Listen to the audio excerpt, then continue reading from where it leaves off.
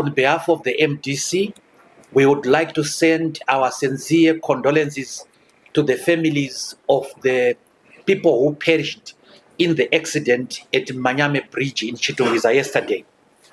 We note with dismay that the rescue efforts were hampered by lack of equipment that both Harare City Council and Chitungwiza Town Council must have possessed.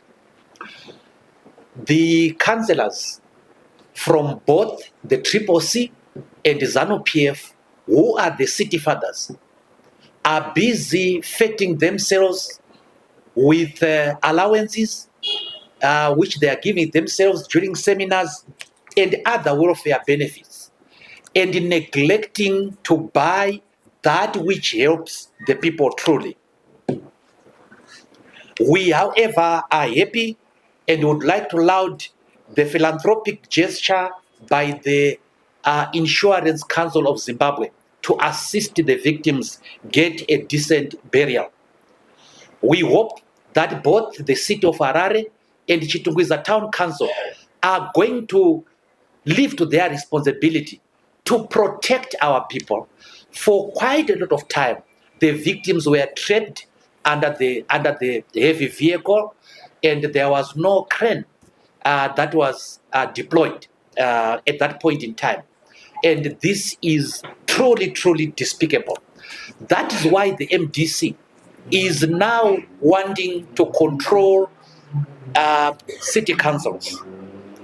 Towards the end of June, the Movement for Democratic Change made a serious decision to participate in the council by-elections that are taking place in Ward 6 in Epworth.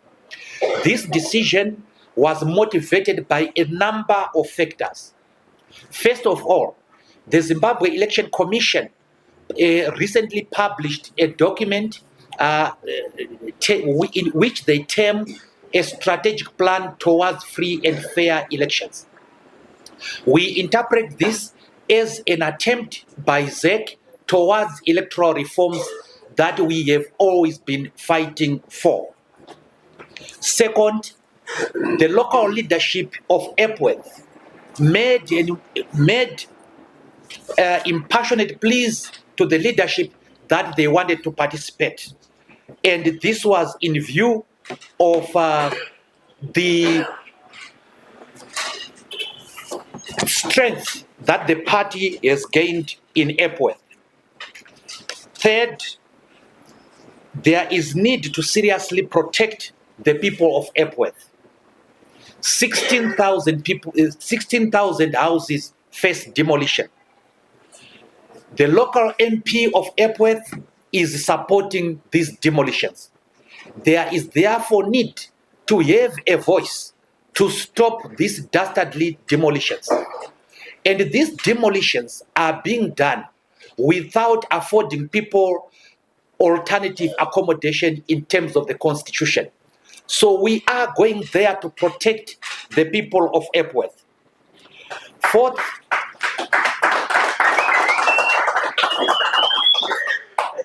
on the stands that are being regularized, only people with money are being allowed, are being considered to get the houses.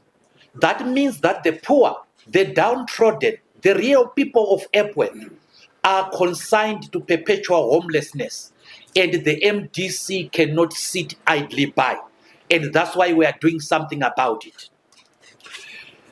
Fifth, Epworth has now become a home ground of fake money.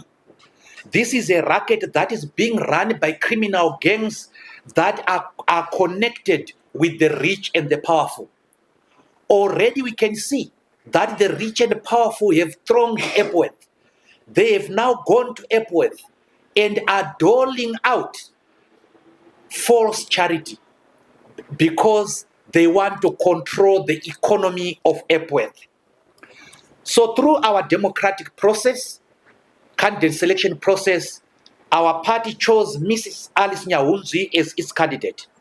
She will be contesting two male candidates, one from ZANU-PF and another independent that is coming from ZANU-PF. I would like to thank our teams, our campaign teams in Epworth for a splendid job that they have done. Within no time, the campaign teams have converted Epworth into an MDC stronghold once more. I also want to thank our youths and our security details for great discipline they have shown in the face of efforts by some elements to scupper our efforts in Epworth. No person has been injured at Harvest House. No person has been beaten in Epworth on account of the MDC, and that's the MDC that we lead. That's the MDC that is going to lead the people of Zimbabwe. A disciplined party that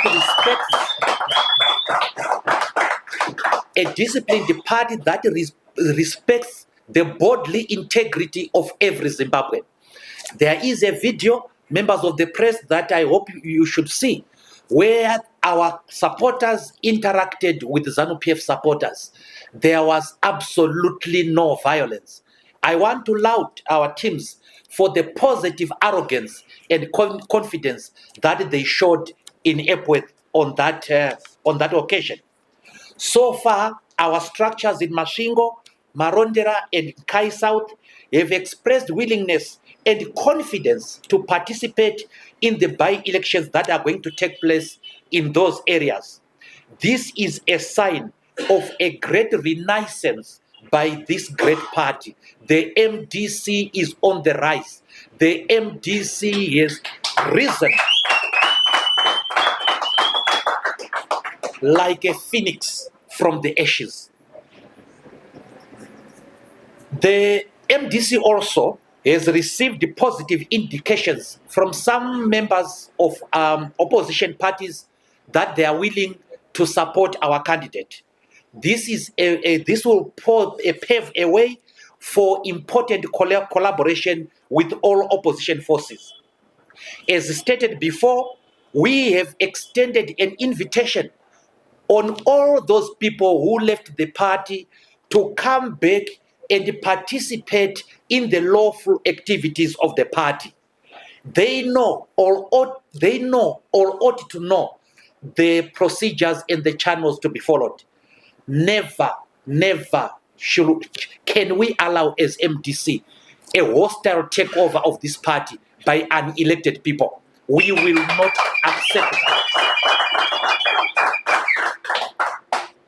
In Epworth, our fight is no longer against the ZANU-PF candidate only. It is a fight against the tenderpreneurs, commonly known as Zvigananda, who are trying to use the Epworth election as a launchpad to get senior places in ZANU-PF. They are flaunting ill-gotten wealth, churning out false charity. The people of Zimbabwe and the people of Epworth cannot be bought by trinkets. We have said to the people of Epworth, eat their money and vote wisely. So we are confident that we are going to defeat these bourgeois people who are flaunting their wealth. And the people of Zimbabwe must know that these people, these criminal elements, want to gain contracts in the demolition of the 16,000 structures so that they can get economic benefits therefrom. I want to say once again that the MDC is a party that has a constitution. It is a party that respects the national constitution. It is a party that has a democratically elected leadership. And it is a party that does not brook nonsense. We would like to thank the ZRP for maintaining law and order in the Harare Central Business District. They've done a splendid job against efforts by people who want to disturb our sterling efforts in Epworth. For those people, former MDC people who want to come back, you must show your goodwill by going to Epworth and campaigning for our candidates. That's where we can only see that people are genuine. Otherwise, there are people who want to disturb life at MDC, and they have dismally failed. Thank you very much.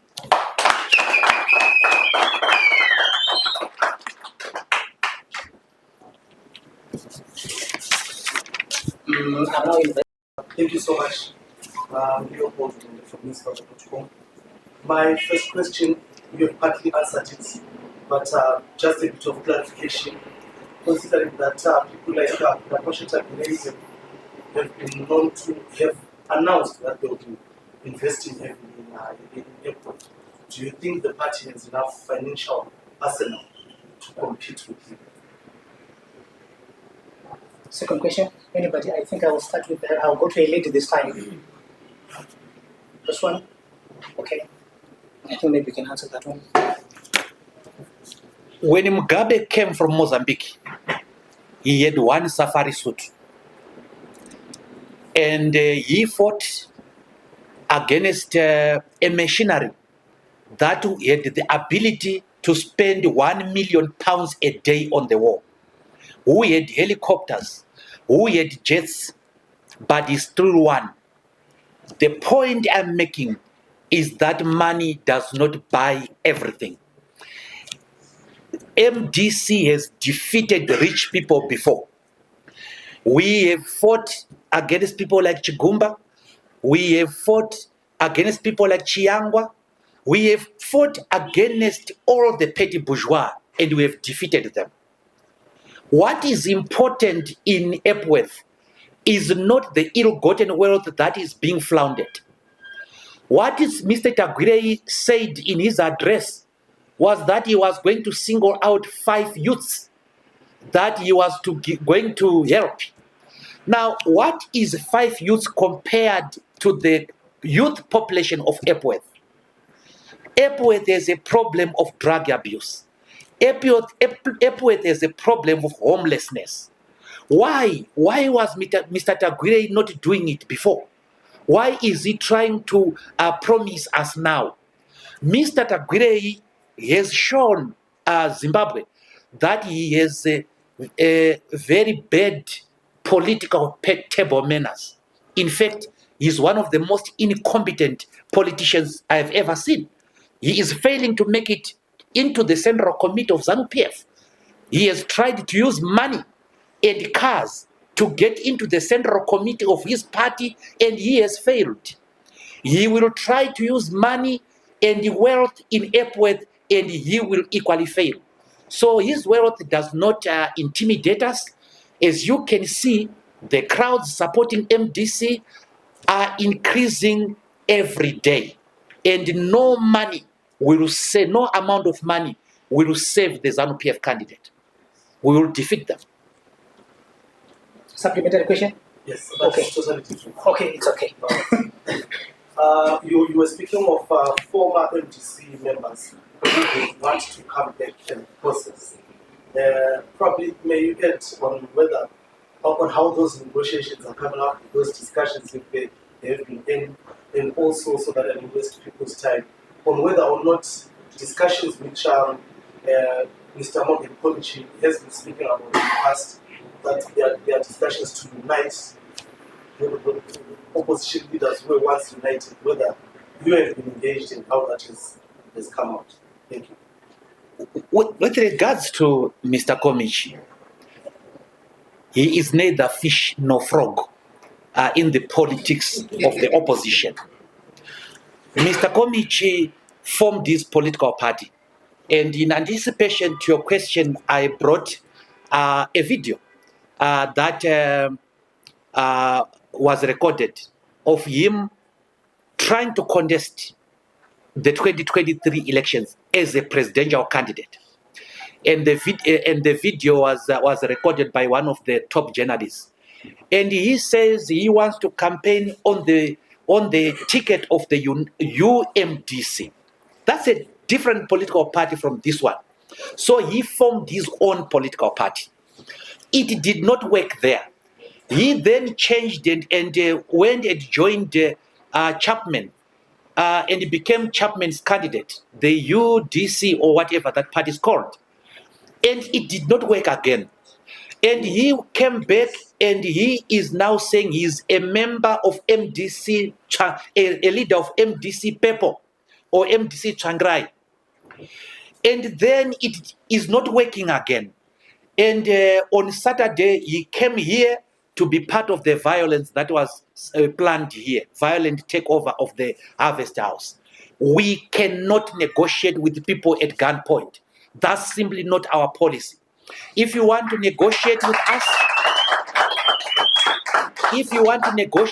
us, you have to respect us. You have to respect that the MDC exists and has a leadership and a constitution. You have to respect the headquarters of the MDC. That's the bottom line.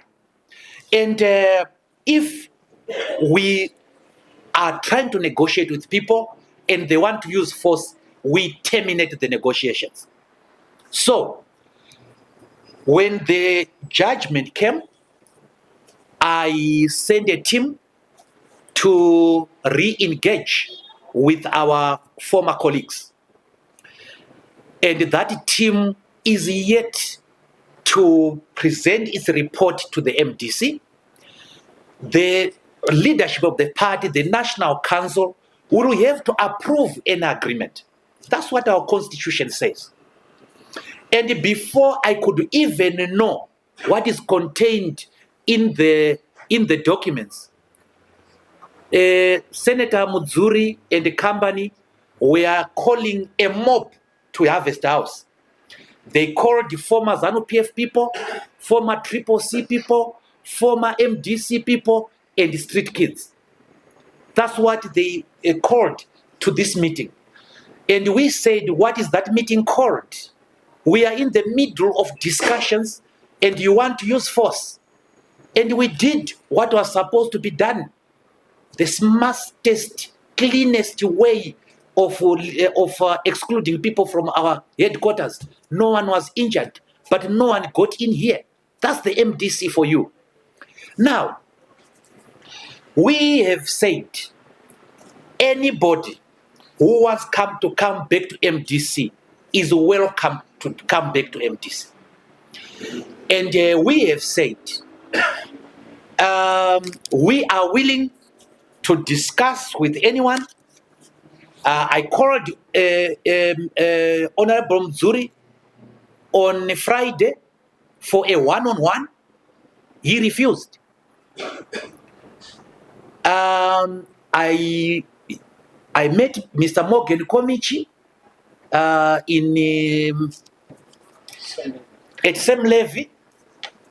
I invited him to come to Epworth to show his goodwill, to show the unity that he was talking about. His face changed then and there.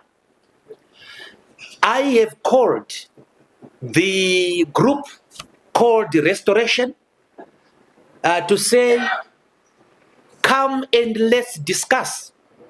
As Isaiah says in the Holy Book, come and let's reason together. You are our former brothers and sisters. If the MDC could speak to ZANU-PF during the GNU days, after ZANU-PF had murdered over 300 of our finest youngsters, why can't we speak to each other? That was my attitude. And I called them for a meeting yesterday. They answered that they were not ready. I called them for a meeting for tomorrow here at Harvest House. They are debating in their clubs whether this is not a trick by Mwonzora. And maybe the meeting will take place or maybe it may not. I have since received a message from one of their leaders to say, why don't we do it over the weekend? Now, here is the thing. If I am inviting you to the headquarters of the party, I give you the dates. Because I know the situation here. I know that during the weekends, the MDC is busy mopping up in Epworth.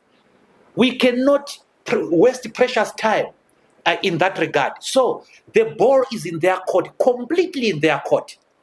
They've misunderstood the High Court judgment, by the way, right? And let me explain, and I hope I won't take much of your time, members of the press. The judgment of the High Court is here. I've got it. And the judgment of the High Court says the application for the declarator is granted. The purported National Congress held in December 2022 by the second respondent's National Council be and is hereby declared null and void. That's what the judgment says. You notice that the judgment is not talking about Douglas Mwonzora. Nowhere in the judgment does the judgment say Douglas Mwonzora is no longer president. Nowhere in the judgment does the judgment say Taisekwa is no longer the national organizing secretary. Nowhere does it say Solomon Chikoero. It doesn't even talk about him. Is no longer the national chairman. So Umzuri utata ngapi. So you see, they've misread the judgment.